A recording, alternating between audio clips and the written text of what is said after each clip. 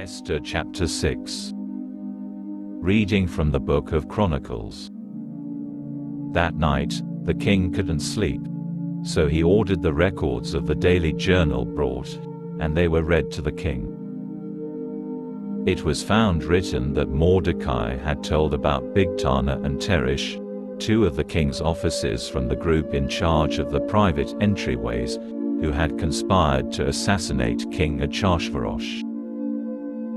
The king asked, what honor or distinction was conferred on Mordecai for this? The king's servants answered, nothing was done for him. Plans to honor Mordecai. The king then asked, who's that in the courtyard? For Haman had come into the outer courtyard of the king's palace to speak to the king about hanging Mordecai on the gallows he had prepared for him. The king's servants told him, it's Haman standing there in the courtyard. The king said, have him come in. So Haman came in. The king said to him, what should be done for a man that the king wants to honor? Haman thought to himself, whom would the king want to honor more than me? So Haman answered the king, for a man the king wants to honor.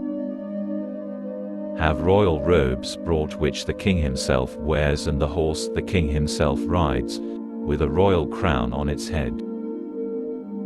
The robes and the horse should be handed over to one of the king's most respected officials, and they should put the robes on the man the king wants to honor and lead him on horseback through the streets of the city, proclaiming ahead of him, this is what is done for a man whom the king wants to honor.